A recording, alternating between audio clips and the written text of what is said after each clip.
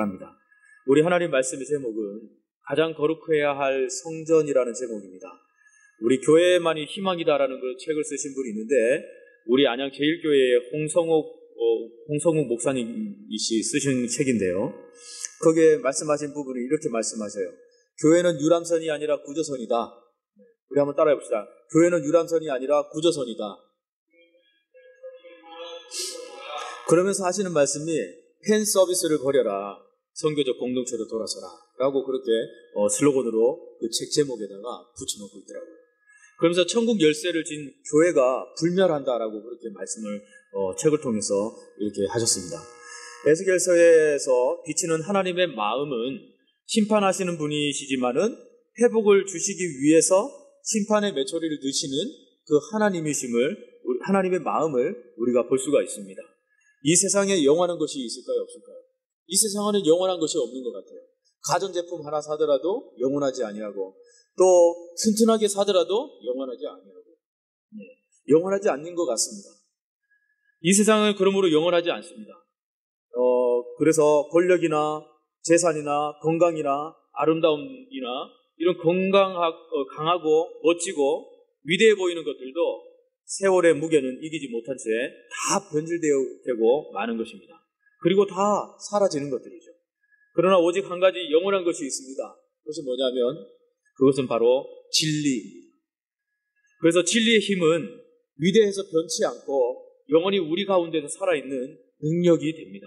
그래서 그러므로 오직 진리 위에 세워진 교회는 비록 그 건물에 새하고 구성원이 바뀔지라도 영원히 불멸하는 것입니다. 우리 세상이 소망이 될 것이고 또 세상에 끊임없이 빛을 비추는 그런 소금의 역할을 감당하게 될 것이 바로 교회입니다.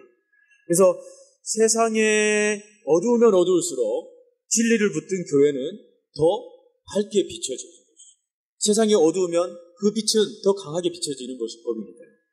또 반대로 또 이 세상이 썩으면 썩을수록 더 짠맛을 더 강하게 내는 것이 진리를 붙든 교회입니다.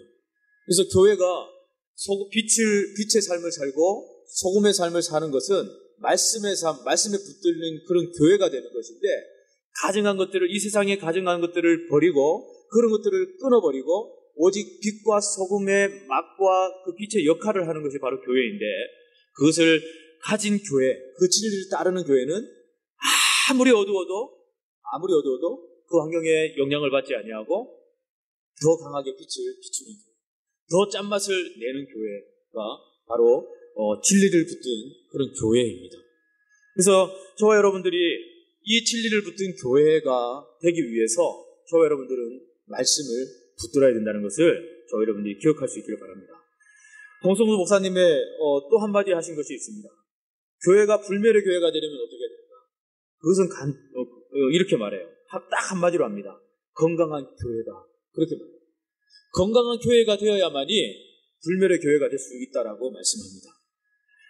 교회가 불멸의 공동체가 되기 위한 단 하나의 조건이 있다면 교회의 건강인 것입니다. 체구가 크거나 많이 배운 사람이 오래 사는 보장이 있습니까? 네? 없죠. 그죠? 건강한 사람, 장수하는 사람은 어떤 사람이 장수를 합니까? 건강한 사람이 장수를 하는 것이죠. 그죠? 건강한 사람이 장수할 수밖에 없는 것입니다. 전혀 우리가 체구가 크거나 이런 것들은 전혀 건강과 장수와 관계가 전혀 없는 거예요. 장수의 비결은 오직 건강한 사람에게 그 장수를 하는 것이죠. 그렇기 때문에 하나님은 오늘 본문의 에스겔서의 시대와 오늘날의 시대에도 예루살렘 성전을 회복시키기를 원하셨고 또 지금 우리 하늘문 교회가 회복되기를 원하고 계시는 줄 믿으시기 바랍니다. 그래서 우리가 영원한 교회, 불멸의 교회가 되어야 돼요. 그래서 그렇다면 우리 교회는 앞으로 어떤 교회로 세워져야 되는가? 앞으로의 우리 하늘문 교회가 어떻게 바뀔지, 어떻게 쓰일지 저는 모르겠어요. 기도할 때마다 막연하지만은 요즘 계속 에스겔서의 말씀을 통해서 우리 교회의 상황과 말씀을 통해서 우리 한국 교회의 상황과 말씀을 통해서 이 땅의 상황들을 하나님 보여주십니다. 우리 새벽에 나오시는 성도님들은, 우리 새벽 성도들은 알 거예요. 하나님이 어떤 메시지들을 주시는지 분명하게 기억하고 알 겁니다. 우리 한국 교회에, 우리 그 하늘문 교회에 어떤 말씀들을 던져주시는지 우리는 너무나 잘 알 거예요. 지금까지 계속적인 에스겔서의 말씀을 들었기 때문에. 하나님께서 에스겔서를 통해서 채찍하시고 매를 드는 것은 뭐라고요? 회복을 주시기 위함이라고 말씀을 드렸습니다. 그러나 에스겔서의 말씀을 통해서 우리 교회의 미래를 희미하게 보여주시는 것은 뭐냐면 세상의 문화, 그 세상의 문화가 하나님의 진리보다 더 크면 안 된다는 거예요. 우리의 모습이나 우리의 세상을 거머쥔 우리의 욕심과 탐욕이 하나님의 진리보다 더 크면 안 된다는 거예요. 하나님의 은혜보다 더 크면 안 된다는 것을 말씀해 주고 있습니다. 그것을 버릴 때에 하나님 마음보다 세상의 마음이 더 클 때에 우리는 가증한 것이 들어올 수밖에 없고 가증한 것으로 통해서 교회가 타락할 수밖에 없음을 우리에게 보여주고 있습니다. 그래서 다시 말씀드리면은 유다가 하나님의 심판을 받는 그 이유가 뭐냐면 강력하게 말씀을 붙드는 그 마음을 잃어버렸어요. 말씀을 붙드는 그 마음을 잃어버리니까 하나님의 열심을 버리게 되고 하나님의 사랑을 버리게 되는 거죠. 하나님의 사랑을 버렸다는 건 뭐예요? 우상을 사랑하는 거예요. 그래서 예루살렘을 중심하지 못했기 때문에 이들은 하나님 앞에 책망과 심판을 예고받을 수밖에 없었습니다. 다시 말씀드립니다. 우리가 교회 중심으로 우리가 살아가지 못할 때에는 교회 밖의 삶을 살 때는 우리는 이 예루살렘 유다 민족과 같은 하나님의 열정을 버리고 하나님을 버리고 사는 그런 강력한 말씀을 붙드는 삶을 버린 자와 같은 것입니다. 그러면 우리가 하나님의 말씀을 버리고 교회 중심으로 서지 못하는 우리들은 어떻게 되느냐? 말씀을 받지 못하니까 어떻게 될까요? 엉뚱한 곳에서 진리를 찾고 하는 것이죠. 예루살렘 성전을 중심한 유다 민족은 얼마든지 하나님을 가까이 만날 수 있는 그런 최고의 좋은 조건들을 갖추고 있는 그런 장소에서 위치에서 그렇게 하나님을 섬겼습니다. 그런데 그들이 그런 최고의 조건의 속에서도 회복하지 못하고 또한 얼마든지 회복할 수 있는 그런 상황임에도 불구하고 그들이 회복하지 못한 이유가 뭡니까? 다시 말씀드립니다. 그 하나님의 말씀, 하나님의 열심을 버렸기 때문에. 그들이 얼마든지 마음만 먹으면 예루살렘은 회복되는 것입니다. 그런데 이스라엘 백성들은 예루살렘을 가증한 곳으로 만들어버렸어요. 하나님은 그 가증한 일들을 보여주시기 위해서 에스겔 선지자의 머리채를 잡고 들어 올려서 환상 가운데로 이끌어서 예루살렘으로 들어가는 그런 안뜰에 있는 북향문을 하나님께서는 보여주십니다. 그냥 머리채를 붙들었어요. 그리고 그냥 잡아쳐서 그 에스겔을 옮겨버립니다. 환상 가운데 그냥 옮겨버리셨어요. 그리고 그 옮겨진 곳이 어디냐면 하나님이 보여준 곳이 바로 예루살렘 문입니다. 그곳으로 들어가는 안뜰에 있는 북향문이에요. 하나님께서 에스겔에게 말씀하시는 것은 간단합니다. 그것은 뭐냐면 내가 가증한 일을 보리라 라는 말씀이에요. 내가 가증한 일을 보리라. 그래서 하나님은 예루살렘의 가증한 일들을 보여주시는데 이 가증한 일이라는 말씀이 우리 새벽송들 몇 번 나온다고 그랬어요? 7번이나 거론하면서 이 가증이라는 일을 계속해서 거론하고 있습니다. 그래서 보리라는 말씀이 몇 번 나온다고 그랬어요? 5번 이상이나 나오고 있어요. 그래서 가증한 일을 보리라, 가증한 일 보리라 하신 말씀이 7번, 5번 이상이나 계속해서 보리라 하신 말씀들이 나오고 있습니다. 무엇을 봐요? 가증한 일들이요. 어디에? 예루살렘 안에. 예루살렘에 있는 은밀하게 가리워진 그 가증한 일들을 하나님께서는 그 북향문을 보여주시면서 그것을 이제는 들추시겠다고 말씀하고 있는 겁니다. 그렇다면 첫 번째 하나님은 에스겔에게 무엇을 보여주셨어요? 무엇을 보여주셨습니까? 우리 7절에 한번 읽어보겠습니다. 7절에 시작. 그가 또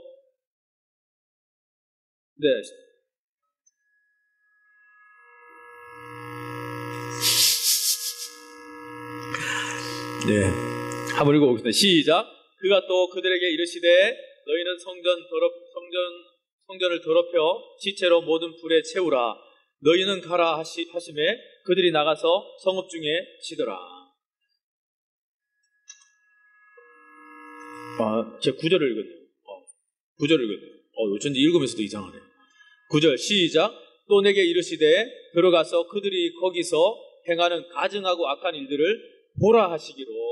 아멘. 우리 8절 말씀에는 보면 구멍 안으로 문이 있는 것을 보여주십니다. 그러면서 그 담을 헐라고 말씀하시면서 그것을 헐라 하니까 그 담을 헐어버렸어요. 그리고 예루살렘에 보니까 그 문 속으로 무엇인가 보이는데 예루살렘의 은밀한 문이 드러나게 됩니다. 그래서 은밀한 문을 여는 그 순간에 가증한 것들이 다 보여지게 되었어요. 10절에 뭐라고 말씀하는지 우리 한번 읽어봅시다. 10절에 시작. 내가 들어가 보니 각양 곤충과 가증한 짐승과 이스라엘 족속의 모든 우상을 그 사방벽에 그렸고. 아멘. 모든 가증한 것들이 뭐 벽화로부터 해가지고 우상의 흉물을부터 해가지고 사방의 벽에 다 그리고 난리가 난 거예요. 누가요? 지도자들이 지도자들이 그렇게 일들을 그렇게 벌이고 있는 겁니다. 여러분, 이 가증한 자들 때문에 결국에는 예루살렘 성전을 떠나시게 된 그런 요인이 되었다라고 말씀하고 있습니다. 6절에는 뭐라고 말씀하시는지 우리 한번 읽어봅시다. 시작. 그가 또 내게 이르시되 인자야 이스라엘 족속이 행하는 일을 보느냐? 그들이 여기에서 크게 가증한 일을 행하여 나로 내 성소를 멀리 떠나게 하느니라. 너는 다시 다른 큰 가증한 일을 보리라 하시더라. 여기서 핵심이 뭐냐면요, 이 성경 구절의 이 8절의 핵심은 우리 6절에 있는데 나로 내 성소를 멀리 떠나게 하느니라 라는 그 말씀입니다. 하나님께서 말씀하신 것이 나로 내 성소를 멀리 떠나게 하느니라. 그래서 여러분, 하나님이 떠나게 되는 요인이 무엇이라고 여러분들이 생각하십니까? 그것을 오늘 말씀을 통해서 한번 우리 점검해 볼 수 있길 바랍니다. 하나님이 떠나게 되는 요인은 첫 번째 2절 말씀에서 불의 형상인 하나님의 모습이 떠나지 않도록 해야 된다는 것입니다.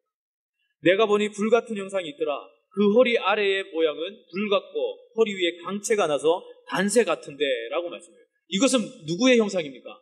하나님의 형상이고 하나님의 모양입니다. 하나님의 형상을 여러분들은 이 성경을 통해서 여러분 보고 있는 겁니다. 하나님 형상이 뭐라고요? 허리의 모양은 불 같고 그래요. 또 불 같은 형상이더라 라고 말씀하고 있습니다. 하나님의 형상은 불 같은 형상입니다. 허리에나 어디에나 불 같은 형상입니다. 광채가 나서 단새 같은 그런 분이십니다. 에스겔은 1장 27절 말씀에서 하나님의 형상을 보았을 때에 이 똑같은 형상을 보았어요. 그래서 에스겔에게 하나님께서 그 형상을 보여주시면서 주저앉고 에스겔 선지자로서 그 역할을 감당하지 못하겠다 했을 때에 하나님은 그 에스겔을 세워주실 때에 이 말씀, 이 하나님의 형상을 보여주셨습니다. 하나님의 불의 형상을 보여주셨어요. 그럼을 통해서 그가 그 자리에서 벌떡 일어나서 하나님의 일들을 감당하게 된 그런 중요한 역할이 바로 이 하나님의 형상을 보는 부분입니다. 또 두 번째로 하나님께서 형상을 보여주시는데 오늘 이렇게 말씀을 통해서 보여주시는 거예요. 8장에서 다시 똑같은 그 하나님의 형상을 보여주고 있습니다. 이것을 하나님께서 왜 보여주시는 건가? 왜 보여주시는 건가? 여러분 우리가 기도하거나 우리가 하나님이 살아있음을 하나님께서 보여주실 때 하나님은 왜 보여주시는 것이죠?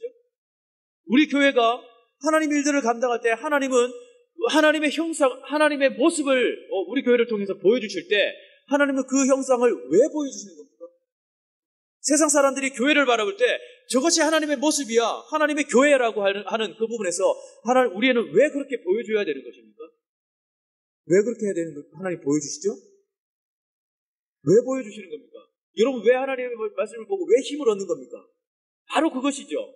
하나님의 살아계신 형상을 통해서 하나님의 살아계시고 하나님의 형상이 정말 저 불같은 형상이구나, 능치 못함이 없으신 그런 형상이구나라는 것을 알 때에는 모든 막혀있는 상황이라도 할지라도 그는 하나님의 형상을 통해서 자신 있게 나아갈 수 있는 그러한 부분이 생기기 때문에, 용기가 생기기 때문에 그렇습니다.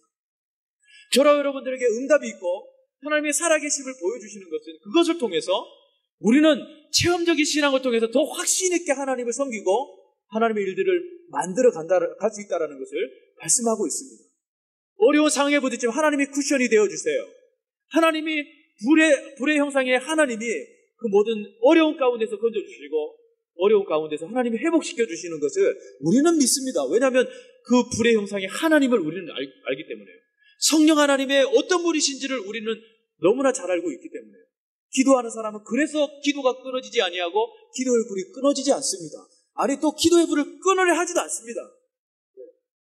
왜냐하면 그 기도의 불을 알기 때문에. 이처럼 하나님께서 저와 여러분에게 하나님이 어떤 분이신지를 보여주실 때는 분명한 이유가 있는 거예요. 하나님의 일하심에 있어서 더 확신을 가지고 일해라. 내가 이런 하나님이다. 오늘 오전에 말씀하신 황영진 목사님께서 말씀하신 그 부분도 그것이잖아요. 그죠? 하나님이 뒤에서 밀어주시는 그 하나님의 모습을 보여주시는 엘샤다이의 하나님, 그 하나님께서 정말 걸으라고 하신 그 부분, 하나님이 함께 걷게 하신다는 그 부분을 통해서 그 확신으로 자기 아들 장애인 그 아들을 정말 함께 그 철인 3종 경기를 한 번도 아니고 두 번도 아니고 그렇게 완주를 하면서 그 아들에게 확신을 주는 그런 일들을 이루어 갔다고 그렇게 말씀하지 않습니다. 이런 부분들이 하나님의 마음인 거죠. 우리 20년이 넘게 권사로 교회를 섬기어 오던 분이 담임 목사님에게 어느 날 찾아와가지고 목사님 하나님이 어떤 분이십니까? 라고 묻는다면은 여러분 어떻게 생각하시겠습니까? 어떻게 생각하시겠어요? 봉사요, 헌신이요, 권사면 어떤 일들을 다 감당했을 거 아닙니까? 그죠? 그런데 10년이 넘도록 20년이 넘도록 다 지나서 목사님에게 진정으로 와가지고 목사님 하나님이 어떤 분이세요? 라고 묻는다면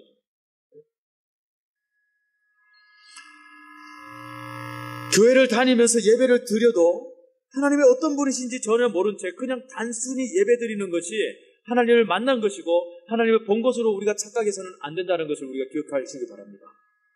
말씀을 통해서 하나님을 보고 느끼고 또 성령 하나님의 입체감 있는 현실적인 그런 일하심을 우리가 보아야 하나님의 존재가 무너지지 않는 거예요. 그래서 우리가 더 기도하십시오. 하나님의 형상이 어떤 것인지, 기도하면 응답이 무엇인지, 성령의 체험이 무엇인지 여러분들이 모르면, 경험하지 못했으면 여러분들 그것을 체험해 보시기 위해서 부르짖고 기도해 보세요, 여러분. 그런 몸부림과 그런 기도가 도전이 없이 우리가 그냥 마냥 한결같이 그냥 체험신앙 없이 하나님이 어떤 분이신지도 모르고 그냥 교회에 와서 말씀만 듣는 사역들만 감당한다면 그분은 언제까지나 힘 있는 사역들을 감당할 수가 없습니다. 두 번째는 하나님이 떠나게 되는 요인은 두 번째는 따라합시다. 가증한 일을 버리지 못할 때이다. 가증한 일들을 버리지 못할 때라고 말씀하고 있습니다. 우리 3절 말씀으로 한번 읽어볼게요. 시작. 그가 송 같은 것을 펴서 내 머리털 한 모순을 잡으며 주의 영이 나를 들어 천지 사이로 올리시고 하나님의 환상 가운데서 나를 이끌어 예루살렘으로 가서 안뜰로 들어가서 북향한 문에 이르시니 이스라엘 백성들은 이 가장 거룩한 예루살렘 성전에 가장 가증한 것들로 가득 채워 놓았습니다. 그래서 3절 말씀에 우리가 읽은 것처럼 예루살렘으로 가서 안뜰로 들어가서 북향문에 이르시니 거기에 투기의 우상, 그 투기를 격발케 하는 그런 우상의 자리가 있는 것이라고 그렇게 말씀하고 있습니다. 이스라엘 백성들은 가장 거룩해야 할 하나님의 성전을 질투의 우상의 자리로 만들어버렸어요. 그래서 두 번째로 하나님은 에스겔을 성전 문으로 데리고 가십니다. 그래서 그 문 앞에서도 충격적인 일이 벌어지고 있습니다. 거기에는 유다 여인들이 단무 수신을 위해서 애국하고 있습니다. 이 하나님께서 어안이 벙벙해지는 에스겔을 데리고 더 깊이 들어가셨어요. 성전뜰 안으로 들어간 것이죠. 거기에는 하나님을 완전히 노하시게 할 만한 일이 버젓이 행해지고 있었던 것입니다. 그것이 뭐냐면 성전 안뜰 현관과 제단 사이에 25명이나 되는 그런 사람들이 있었는데 이들이 하고 있는 일이 무엇이냐면 제단을 등지고 동쪽을 향해서 절을 하면서 거기에 태양신을 숨기고 있더라는 거예요. 어디예요? 그 거룩한 하나님의 성전이 있는 예루살렘에서요. 가증한 것들을 숨기는데 하나님을 등지고 태양을 숭배하고 있더라는 거예요. 제일 가까운 지도자들이 하나님을 등지고 우상을 섬기는데 태양신을 섬기고 있다는 것에 정말 땅을 치지 않을 수밖에 않을 수 없죠. 유다의 우상 숭배의 죄는 예루살렘의 어느 한 곳에도 그것도 예외가 없이 모든 곳에 행해지고 있었습니다. 그래서 게다가 성전의 중심으로 가까이 가면 갈수록 더욱더 정도가 더 심했습니다. 그래서 가장 깨끗해야 할 성전의 앞마당은 이미 가장 더러운 곳이 되어버린 것입니다. 신앙의 중심부인 예루살렘에서 하나님께서 등을 돌리고 있었습니다. 이런 백성들의 모습은 하나님을 진노하게 했어요. 더 이상 이들을 참고 견딜 수 없게 만든 그런 일들을 만들어버렸습니다. 유다는 하나님께 돌아가는 대신에 손쉽게 원하는 것들을 가져다 줄 수 있다고 믿어지는 그런 다른 신들을 선택을 한 것입니다. 풍요로움을 위해서는 단무스를 섬겼습니다. 빛 대신 하나님 대신에 하나님께서 만드신 태양신을 그렇게 섬겼습니다. 그것도 하나님을 완전히 등지고 그들의 우상을 섬긴 것입니다. 우리가 하나님을 등진 것들이 무엇입니까? 가증한 일들이 여기서 무엇을 말씀하고 있습니까? 세상을 더 중요시 여기는 것이 우리는 하나님을 등지는 것입니다. 세상을 더 따르는 것이 우리는 하나님을 등지는 일입니다. 교회 안에서 사랑하지 못하는 것이 하나님을 등지는 일이고 서로 이해하지 못하고 하나 되지 못하는 것이 하나님을 등지는 일입니다. 기도하지는 못하는 것 또한 하나님을 등지는 일이고 예배 하나 제대로 드리지 못해서 실패하는 것이 하나님을 등지는 일입니다. 이런 것들이 하나님을 등지는 일임을 우리가 기억하여서 정말 사소하고 작은 것에서부터 하나님을 잘 따를 수 있을 때 우리는 하나님을 등지는 삶이 아니라 그 가증한 것들을 버림을 통해서 하나님의 사랑받고 축복 속에 살아가는 저와 여러분들이 될 수 있음을 기억할 수 있기 바랍니다. 그렇다면은 가증한 일들을 버리면은 어떻게 해야 되는가? 버리려면 어떻게 해야 되는가? 첫째로 하나님 중심으로 살아야 된다고 말씀합니다. 하나님 중심이 되어야 한다는 말씀은 신앙이 나를 버리고 나를 바라고 나의 상황을 바라는 것이 아니라 항상 하나님을 바라는 것이 되어야 한다는 말씀입니다. 그래서 나 중심이 되면은 가증한 일들이 생기게 되어 있어요. 나 중심이 아닌 하나님 중심으로 세워져야 되는 것이죠. 두 번째는 믿음을 점검해야 됩니다. 내가 이 세상 곳곳에 임해 있는 그런 하나님의 영광을 보고 있는지 영적인 시력을 우리가 점검할 수 있어야 됩니다. 아니요, 안 보이는데요. 오른쪽 안 보이는데요. 전혀 안 보이는데요. 그러면 곤란한 거예요. 영적인 시력을 우리가 회복해야 돼요. 그것은 말씀을 붙드는 삶입니다. 말씀을 붙들지 않고서 하나님의 뜻을 볼 수가 없습니다. 영적인 시력은 말씀을 보는 데서 나오는 거예요. 영안은 말씀을 보는 데서부터 우리 영안이 밝아지는 거예요. 우리 교회 상황을 보는 것은 말씀을 보아야 우리 교회 상황을 보는 거예요. 우리 영적인 시력을 회복할 수 있기 바랍니다. 믿음을 그래야 점검할 수 있습니다. 우리의 믿음의 상태를 우리가 볼 수 있습니다. 말씀을 보지 않는데 우리의 상태를 어떻게 볼 수가 있습니까? 저는 에스겔서를 보면서 항상 내 마음을 치게 되더라고요. 내 마음을 먼저 친 그 말씀을 새벽으로 계속해서 말씀을 들고 또 정리를 해서 설교로 또 오늘 이 시간에 말씀을 또 그렇게 이렇게 전하고 있습니다. 세 번째는 하나님이 떠나게 되는 요인은 세 번째로 말씀합니다. 우리 따라합시다. 세상의 가치를 따르기 때문입니다. 우리가 세상의 가치를 따르기 때문에 하나님이 떠나게 되는 요인이 되는 것입니다. 존 러스키는 이렇게 말해요. 세상의 가치를 따르는 자는 하나님께 2등석을 드리는 자다. 여러분 2등석을 드리고 있습니까? 1등석을 드리고 있습니까? 하나님이 앞장 세워서 여러분들 가고 있습니까? 아니면 저 뒤쪽으로 내가 앞장서서 하나님은 저 뒤편에 밀려있는 그런 상황이 있습니까? 하나님이 2등석에 밀려서는 안 됩니다. 하나님이 1등석에 드려야 되는 것입니다. 2등석을 드리는 자는 아무것도 드리지 않는 자라고 말씀하고 있습니다. 세상적 우상, 나만의 우상을 만들지 마십시오. 세속화와 혼합주의 홍수 속에서 교회는 오직 말씀 위에 바로 서야 그것들을 다 뿌리치고 우리가 이겨나갈 수 있는 것이에요. 하나님이 에스겔에게 보여주신 이 가증한 행위는 모두 성전 안에서 벌어진 일들이에요. 제일 가까운 성전 안에서 벌어진 일들이에요. 교회에서 세상의 가치를 따르는 것이 하나님은 죄라고 말씀하고 있습니다. 그렇다면 교회가 세상의 가치를 따르면 어떻게 되는가? 생명의 삶 묵상의 에세이에 보면은 이런 말씀을 합니다. 남아프리카 공화국의 상징 이 스프링복이라는 그런 짐승이 있는데요. 사슴같이 생겼습니다. 얼마나 깡충깡충 잘 뛰는지요. 예. 그러한 이렇게 초식 동물이 있는데 평소에는 무리지어 다닙니다. 평화롭게 그렇게 지냅니다. 그런데 문제는 풀이 부족할 때였습니다. 더 많이 먹기 위해서 한 마리가 달리기 시작하니까 어느 순간 온 무리가 그냥 무슨 위험의 상황인지 싶어가지고 그냥 한 마리가 뛰니까 자기도 모르게 그냥 으악 하고 뛰는 거예요. 그냥 막 숨이 모기에 차도 죽을 지경인데도 그냥 멈추지 않고 그냥 앞에 그 스프링복이 뛰니까 자기도 그렇게 막 뛰는 거예요. 그런데 절벽이 닥칩니다. 절벽이 닥치는데도 뒤에서 달려오니까 앞에 있는 스프링복이 멈추지를 못하니까 계속해서 밀려서 그 절벽에서 떨어져서 모든 스프링복의 많은 짐승들이 다 그렇게 죽었다라는 겁니다. 여기서 무엇을 말씀합니까? 조금 더 먹기 위해서 달리기 시작한 한 마리의 욕심이 무리를 죽음으로 몰아넣었다는 것입니다. 다시 말합니다. 세상의 가치를 따르는 한 사람의 우리 비그리스도인들이 교회에 있거나 우리 교회에 있게 되면은 이것을 통해서 우리 세상의 가치를 이 교회에 들어오게 되면 세속화가 한 사람을 통해서 들어오게 되면 자꾸 작은 것들이 들어오게 되면 교회는 더 이상의 교회가 되지 못한다는 것을 말씀하고 있는 것입니다.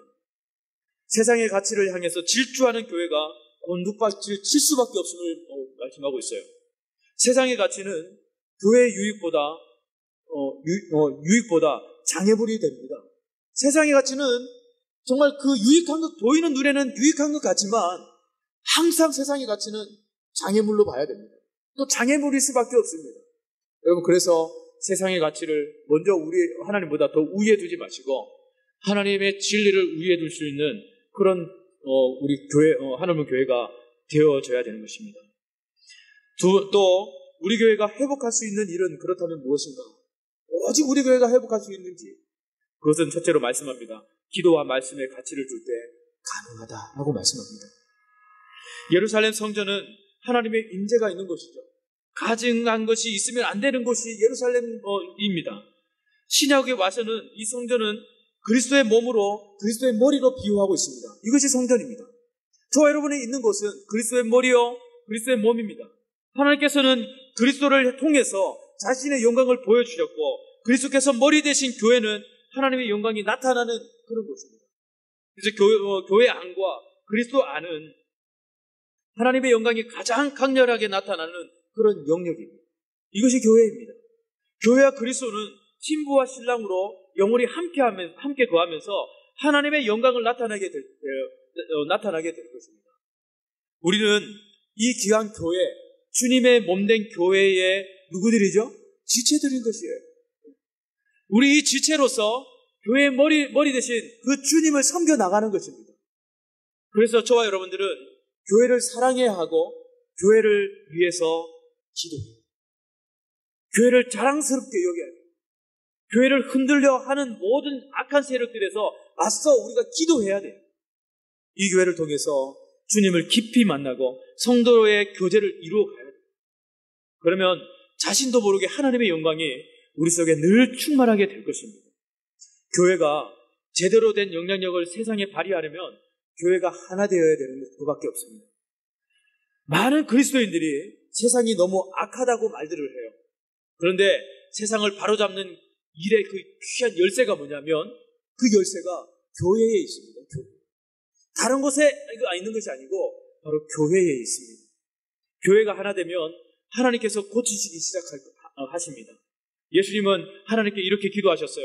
요한복음 17장 23절에 이렇게 기도하십니다. 내가 그들 안에 아버지께서 내 안에 계시어 그들로 온전함을 이루어 하나가 되게 하려 함은 아버지께서 나를 보내신 것과 또 나를 사랑하심같이 그들도 사랑하신 것을 세상으로 알게 하려 함이로소이다. 그렇게 기도합니다. 이 말씀에 숨겨져 있는 깊은 의미가 있어요. 그래서 뭐냐면 타락한 세상과 교회가 줄 수 있는 가장 큰 충격은 서로 사랑하는 것이다라고 말하고 있는 겁니다. 주님의 기도는 사랑에 있습니다. 주님의 기도는 사랑이 있기 때문에 그들을 세상으로 알게 하는 것은 사랑이다라고 그렇게 말씀하고 있습니다. 그리스도인들끼리 서로 사랑하는 모습을 보여주면 족하다는 것입니다. 실제 하나님을 대적한 세상은 하나님의 사랑이 무엇인지 모릅니다. 세상은 언제나 파벌을 조성하고 남을 험담하고 싸우고 죽이게 합니다. 세상의 적은 세상들의 언어는 독화살과 같이 서로에게 상처를 줍니다. 세상에 젖은 부부의 관계, 정부는 그리고 기업은 단체들은 걸핏하면 갈라지고 그렇게 깨어집니다. 사람을 만나면 피곤한 이유가 여러분 무엇입니까, 여러분? 세상 사람들과 상대하면 너무 피곤해요. 전도하고 나보세요. 바로 집에 가서 바로 들어누워서 자야 돼요. 말씀을 준비해야 되는데 전도하고 나면 얼마나 피곤한지요. 그래서 머리를 박고 잠시 누워있으면 금방 1시간 지나가요. 그냥 책상에 잠시 이렇게 눈만 붙이려고 이렇게 있는데 금방 1시간 지나가요. 그만큼 전도라는 것은요, 얼마나 피곤한지 몰라요. 왜냐하면 세상을 상대하고 세상의 사람들을 상대하기 때문에 그래요. 이것이 영적 싸움이기 때문에 그래요. 세상 사람을 만나면 피곤한 그 이유가 또 있습니다. 인덕을 나누어야 되는데 인독을 나누기 때문입니다. 덕을 나누어야 되는데 독을 나누기 때문이에요. 저와 여러분이 하나님을 묵상하는 일, 말씀과 찬양을 멀리하기 시작하면은 예 없이 이렇게 세상적이 되어서 서로 싸우고 폭력적인 언어와 행동에 젖어들게 되는 것입니다. 그래서 가벼운 일에도 예민하게 반응하게 되고 자기 자신과 다른 사람들을 너그러이 받아주지를 못합니다. 그러나 그리스도인들이 회개하고 서로를 사랑하기 시작하게 되면은 세상은 충격을 받게 돼요. 우리가 사랑하게 되면 세상은 충격을 받아요. 그 사랑 앞에, 그리스도의 사랑 앞에 충격을 받는 거예요. 저 여러분들이 사랑하면 세상은 충격받습니다. 원수는 충격을 받습니다. 사단은 충격 속에 빠져서 헤어나오지를 못합니다. 그래서 우리는 사랑해야 돼요. 옆 사람 보고 사랑합니다라고 한번 해주세요. 시작. 사랑할 존재들이에요. 우리가 사랑하면 원수는 벌벌 떠는 것입니다. 목회자와 장로의 관계가 사랑의 관계가 돼야 돼요. 성도들의 관계가 사랑의 관계가 돼요. 장로와 성도들의 관계가 사랑의 관계가 돼요. 그럴 때 원수는 두려워서 뜨는 것이에요. 오직 사랑밖에 없어요. 그래서 하나님의 사람들이 서로를 사랑하기 시작하면 모든 것들이 충격 속에 빠지는 것입니다. 미움이 사랑 앞에 부딪히면 너무나 무기력해지고 도끼를 잃어버리는 것입니다. 그래서 변화가 시작돼요. 교회의 변화는 서로 사랑하면 되는 것입니다. 우리 이제 말씀을 맺습니다. 목사가 장로를, 장로가 목사를, 교인들이 서로를 사랑하기 시작하면 교회의 가증한 일들은 다 물러가게 되는 겁니다. 우리가 사랑을 잃어버리기 때문에 먼저 하나님으로부터 오는 그 사랑을, 하늘로부터 오는 그 사랑을, 수직적인 그 사랑을 우리가 잃어버리는 순간 우리는 무엇을 가지고 오게 되죠? 가증한 일들을 우리가 가지고 오게 됩니다.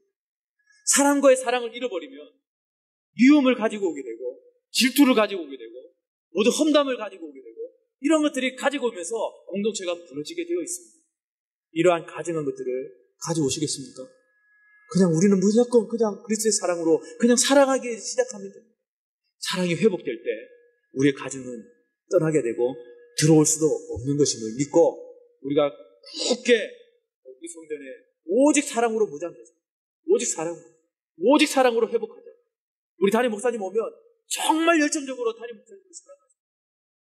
목사님을 사랑하자. 왜 웃으십니까? 왜 웃으세요? 웃을 상하게 하는데 왜 웃으시는 거예요? 네? 사랑해야 돼요.